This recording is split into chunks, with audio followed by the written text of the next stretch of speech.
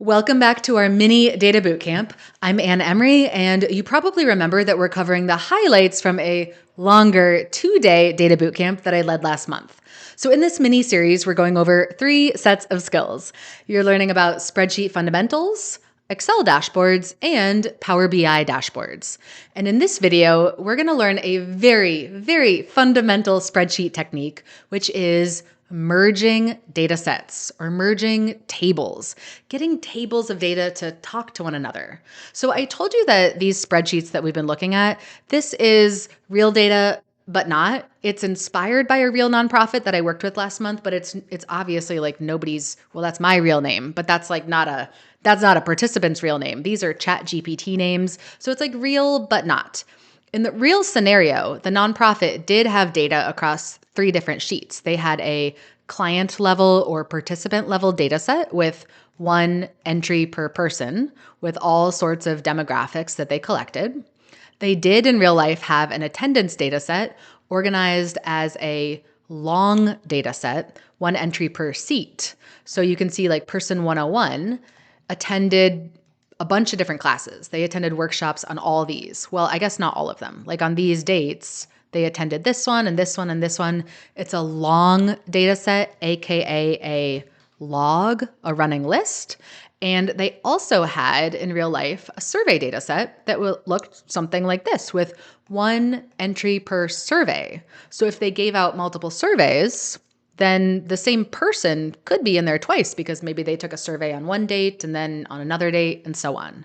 And what you'd want to do in real life is you'd want to look for patterns across all these different data sets. I bet you have natural hypotheses, gut instincts, assumptions, ideas about what's going on here. Like maybe males responded differently from females on the surveys, or maybe people of a certain age attended more classes.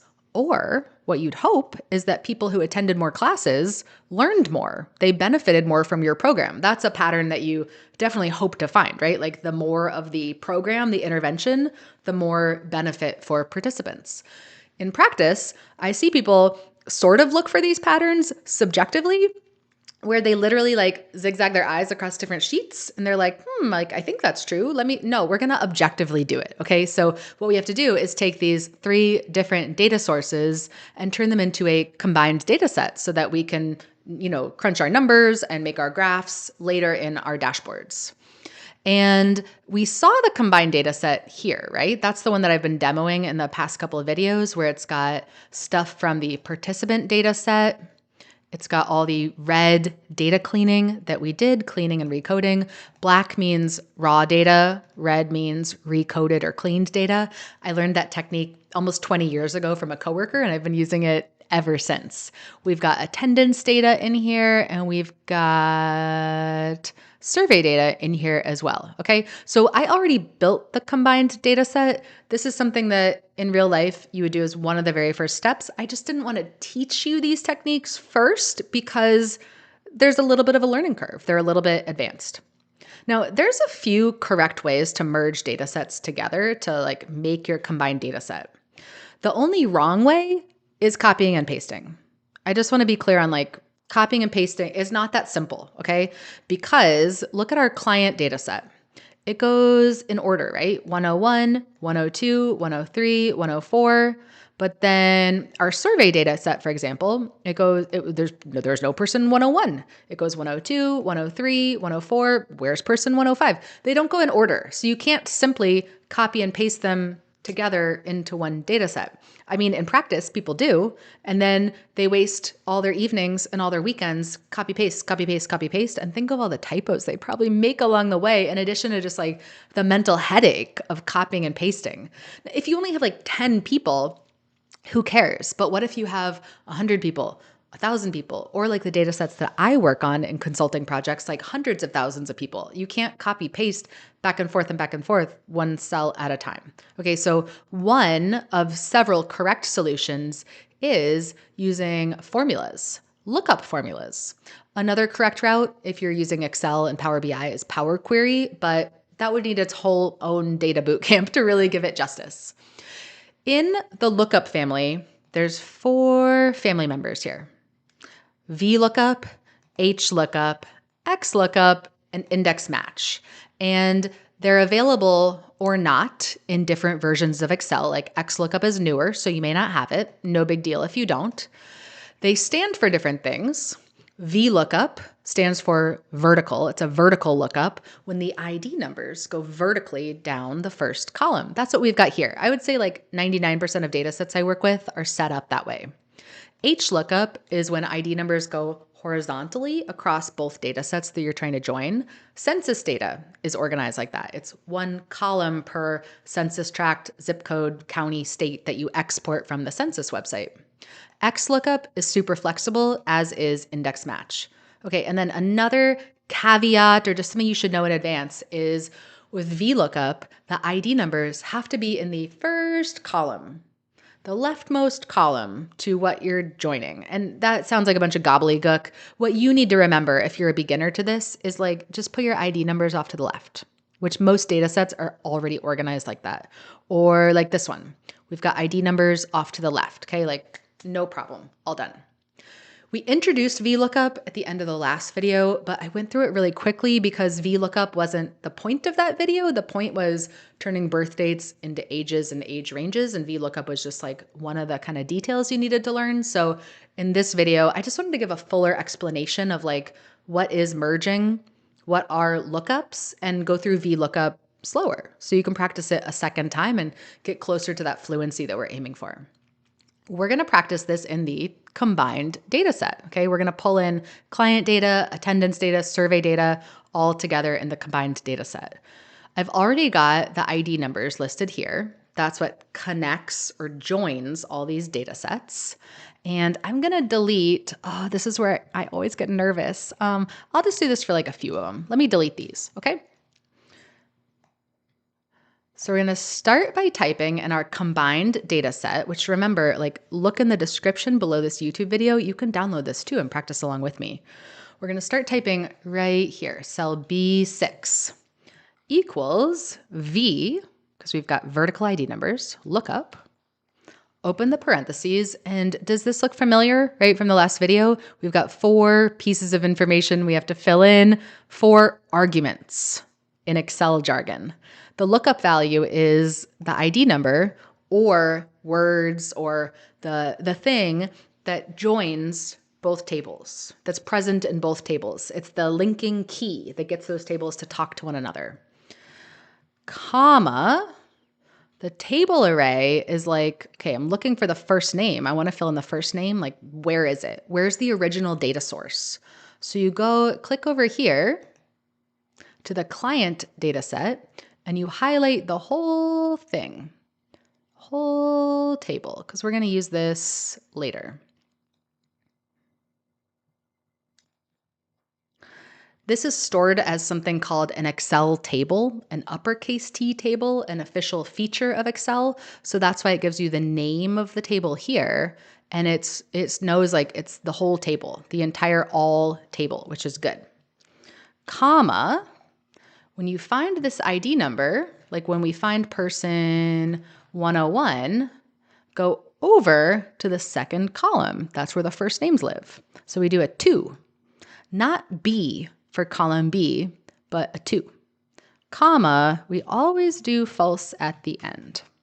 The true versus false thing is like extra jargon that when Excel created xlookup, they did away with that because everybody was like, what is that? It's just like unnecessary. You're just always going to do false, okay? Press enter and it should tell us and. And it does right there, okay? So lookups get tables to talk to each other, but you have to have a key, a link, an ID number, or words. It doesn't have to be numbers. It could be words that join both tables together. Now we can tap this one down. We can copy and paste it, sort of. The goal, sort of as in like, no, it didn't work. We want to be able to drag it over. You want to do one good formula here, fill it down and fill it across. You don't want to do equals VLOOKUP, blah, blah, blah, blah, equals VLOOKUP, blah, blah, blah. You don't want to have to like do this 50 bajillion times. You want to do one good lookup, one good cookie cutter formula, drag down, drag across. That is always the time-saving goal. The edits that we need here are going to be the dollar signs, okay? Let's check out the dollar signs here. Let's do some behind the scenes sleuthing. We're gonna click on our formula bar. We're gonna look at the color coding here, right? Do you see what happened? It's like as we dragged the formula over from here to here, the ID numbers also accidentally dragged over from here to here. But we don't want those to bump over. We want them to stay put. The ID numbers always live in column A, so we have to put a dollar sign before the A. We don't put a dollar sign before the 6 because the 6 is not supposed to be stuck there. We want the formula to move down from 6 and then 7 and then 8 and then 9. We're only locking the letter. We're only locking the column. Okay, this is going to work a little bit closer. Copy, paste. And then you're like, that's not right. I'm supposed to see last names. You go back in, you do your sleuthing again. You're like, okay, the colors look right. The data source looks right. It still says participants all, thanks to that being an uppercase T, an Excel table. What's this thing? Oh yeah, the column that it's looking in. Oh, like it was looking over here for first names, but now I need to look over here for last names. So you'd type in a 3. Okay. And then you get the last names. Technically, you could copy paste and just change 3 to 4. I mean, I don't know. Like I don't know. I don't love doing this. I don't love doing this at all. Isn't this a lot of work? Kind of. Faster than copying and pasting, but it can get a little bit quicker. So here is the Anne Emery secret for you. Instead of changing the 2 to a 3 to a 4, we're going to use some helper cells, which I learned from my coworker. Always just do up at the top in italics so that future you can spot it. I can look back at data sets that I worked on many, many years ago, and they always have italics up in the top. And I know italics are like helpers, little helpers, intermediary steps that we need. Okay, so instead of typing in a 2 by hand, I already have the 2 typed up here. But then I need to put a dollar sign right here as well. The dollar sign before the 2 because the helpers, the references, always live in 2. Not before the B. They don't always live in B. We need that to drag over and over and over and over and over to the right. Copy, paste, paste, paste, paste, paste, paste, paste, paste. Or drag across, tap, tap. Okay, one good formula should fill in your whole table for you. I'll hover my mouse over this one again in case you want to like look at it or pause your screen, or just look at this spreadsheet and you'll see the answer right here in front of your eyes. I hope you enjoyed VLOOKUPs. I hope that you stick with VLOOKUPs. Please don't expect yourself to understand them after just one go or 2 goes. There's definitely a learning curve. Personally, it took me like 2-3 weeks to get really comfortable with them. And that was practicing like once a day for 2 or 3 weeks before I was like, oh, like I know what to do. I know where the dollar signs go. So give yourself time, okay? And then comment below the video in the YouTube comments if you get stuck, and I'll certainly help you out.